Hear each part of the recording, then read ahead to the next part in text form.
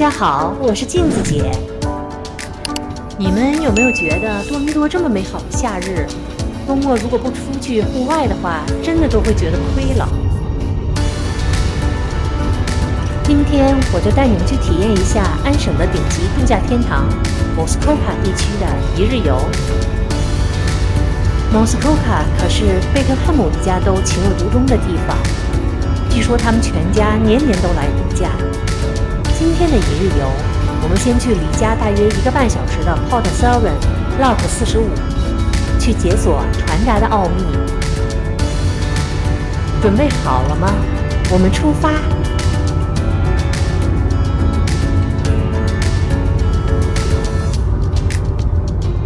途中看到了Service Station，劳工特意转下去考察了一下充电桩，这是上次留下的后遗症。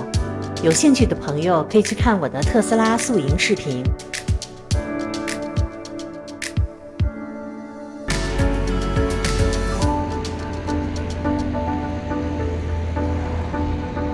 这个是个什么头啊？什么转换头啊？这是 Teslas。哦，那还可以。这是 Tesla。They have one Teslas, and that I think is CCS。但是它就是数量相对少一点，然后还得用它的软件吧。Port Seven 是通往 Muskoka 的门户小镇，虽不热闹，却特别适合喜欢湖边慢生活的人。Port Seven Lock 45是最短但又最陡的船闸之一，船只需上升或者下降15英尺，大约4.5米左右。这里就是 Port Seven Lock 45，它的停车场是免费的，站内还有公共设施。1837年，加拿大首次提出了 Trans-Savoy Waterway 的构想，用于军事防御和木材运输。1870年 Port Seven 第一代木质船闸建成，但仅仅用了5年就因为急流冲击损毁。1915年，就在现在的这个地址上重新建造了混凝土船闸，当时编号是 Lock 44，采用的是手动绞盘系统。闸门的工人需要24小时待命。1995年，这个船闸升级为全自动液压系统，就是现在我们看到的这个，编号为 Lock 45，成为运河最繁忙的旅游船闸之一。2021年，它入选了加拿大国家历史遗址，用以展现19世纪至21世纪船运工程的演变。每年的夏季，这里都会非常繁忙。我注意到，在这里操作的工作人员，可能有一大部分都是暑期工的大学生和高中生。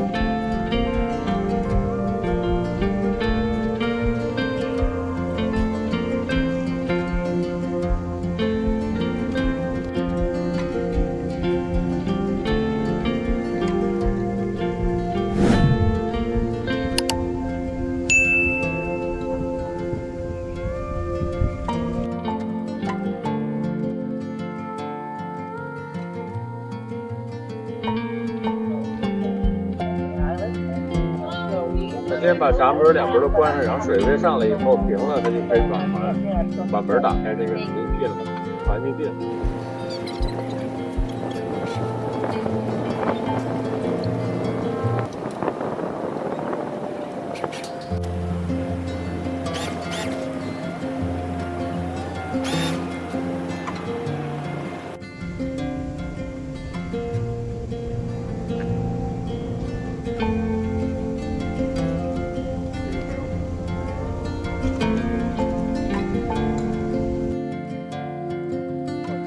这个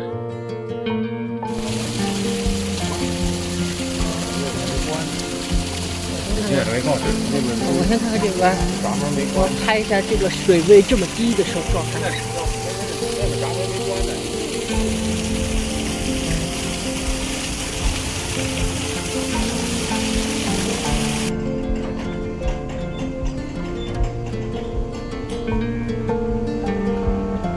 哇，开始现在放水了，已经水已经开始。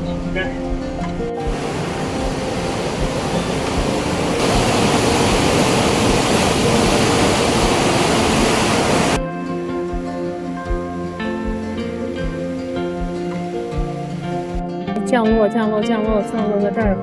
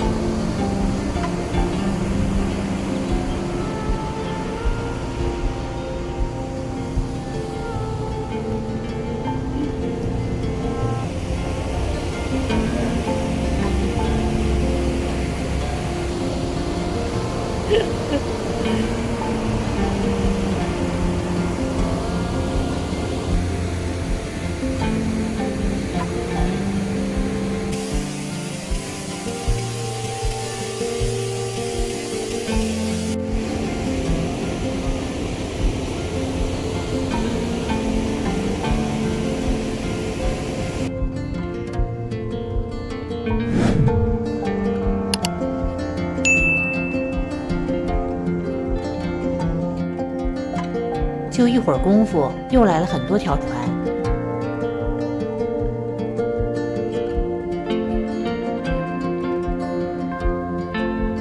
还以为那些船要上来，那些船上来也可以是吗？然后上来是另外一口吧？啊，上来是不是另外一个口啊？就这几个船，你看过来的。后面走啊。嗯。其实我正常过来的话，这船走清空了，这一船就进来。但是这出来之后，我估计他们要进来。那他们是怎么跟人家联系的？我就想知道。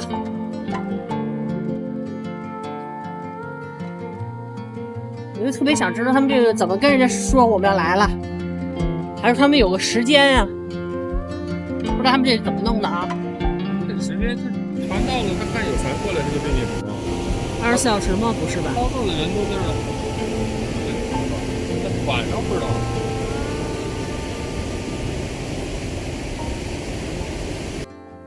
关于我的疑问，这是 ChatGPT 给的答案。参观完 Lock 45后，我们开车在 Port 7小镇转了一圈，沿途不光山色宜人，还碰到了不少骑行爱好者。整个小镇弥漫着浓浓的度假氛围。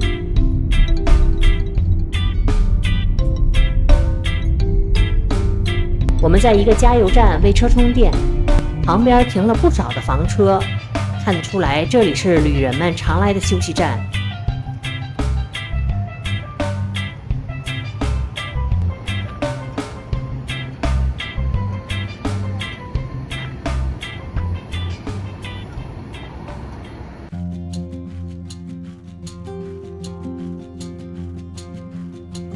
从加油站出来，我们拐进不远的湖边小路，来到了 Raleigh Resort， 一个快100年的老牌度假村。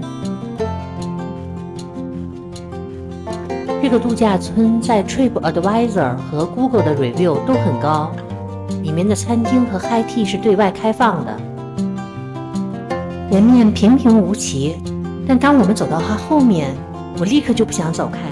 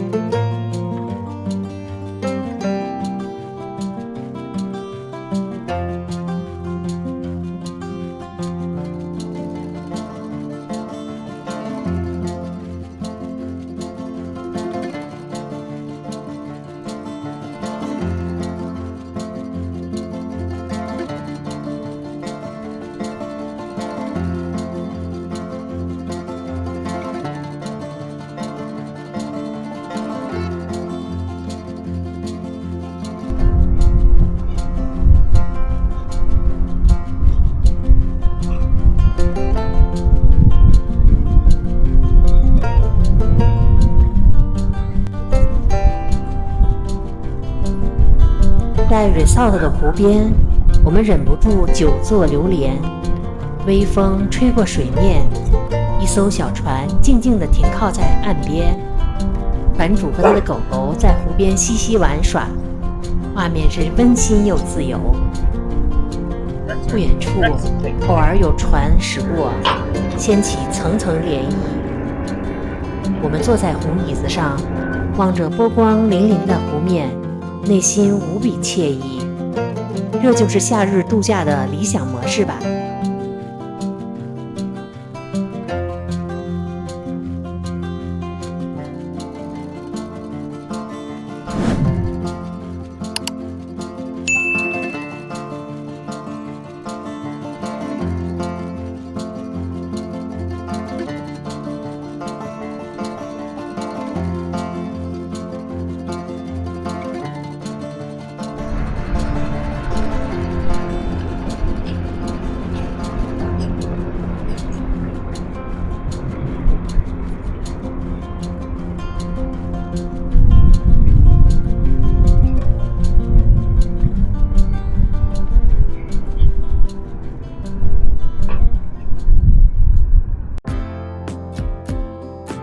接着我们继续前行，去探访那个著名的船电梯 Big Shoot Marine Railway。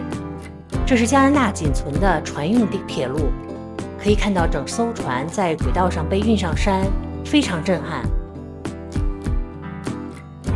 它的技术灵感来自铁路系统，因此你看到的是轨道加缆绳加船，整个过程像船座缆车，是全球极其罕见的工程之一。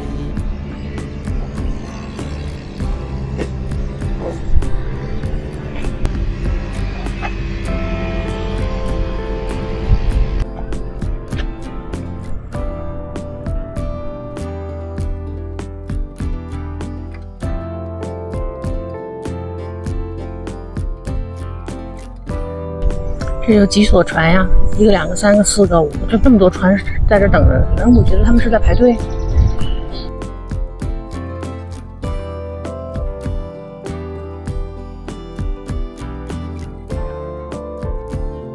船来了又都走了，等了一会儿，一直没有看到任何动静。老公跑到上面去问工作人员，这时我们才知道，因为停电，今天一天都不会运行，太可惜了。不过我找到了一段非常简单明了的视频，介绍它的运作。另外，我把 Park Canada 关于它的链接贴到了视频下面的描述里，有兴趣的朋友可以去看更详细的介绍。这里虽然没有运行，不过风景还是很美，依然值得一游。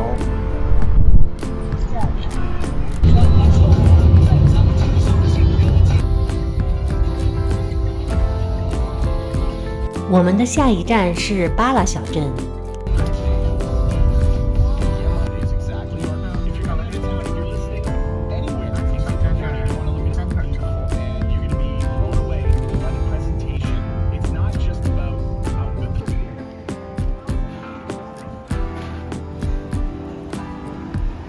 没想到小镇不大，却特别有人气，有一种让人一见钟情的温暖。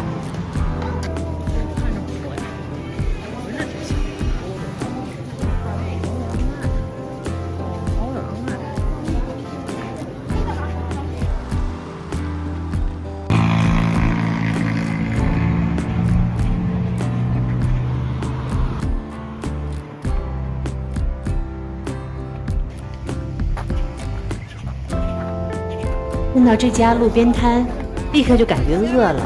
我们点了一份 smoke brisket 三明治配薯条。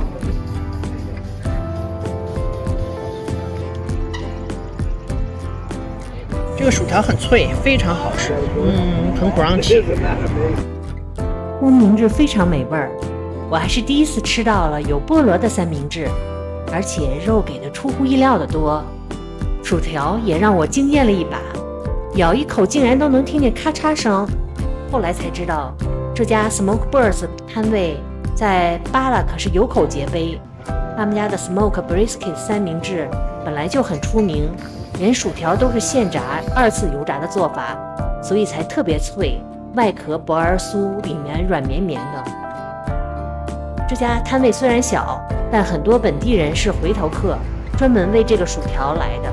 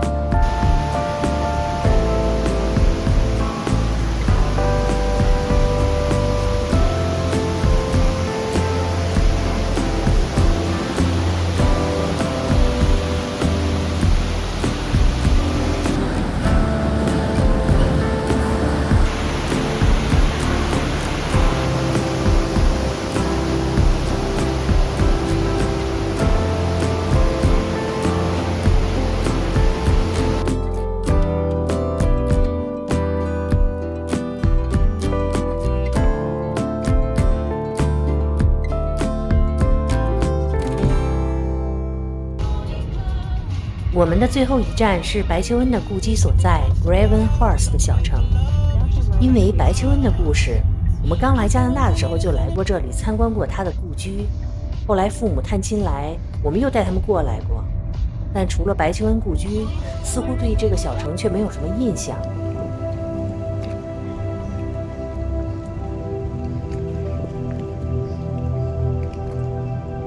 这次我们就直接来到了他的 Muskoka Wharf 湖滨码头。因为有刚刚的巴勒小城对比，感觉这里有些冷清空旷，但其实不知是一个休闲发呆的好去处。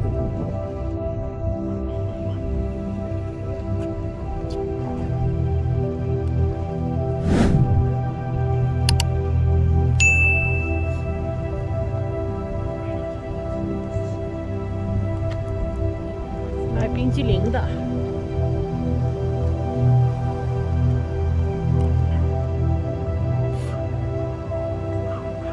还有一个 tea shop， 那是吃下午茶的，有可能哎。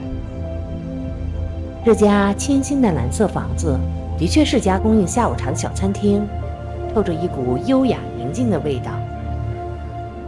我查了一下，他家的价位是42刀一位，需要提前订位。因为我们已经吃过午饭，所以我也就没有试图去问问接受不接受 walk-in。这个码头是 Muskoka 湖区的门户，也是当年许多蒸汽船航行的起点。停在湖边的那栋古老的蒸汽船，仿佛把人一下子带回了旧时光。它曾是运送木材和富豪的水上巴士，现在却成了最慵懒的观光客。这艘蒸汽船，它可能是 RMS Saga 或者是 Varuna No. 2的姊妹船之一。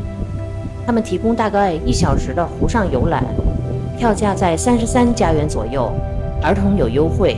如果时间充裕，还可以参观旁边的 Discover Center 的博物馆，单独门票是24加元。有兴趣的朋友可以去他的官网预订，我把链接贴在了描述栏下面。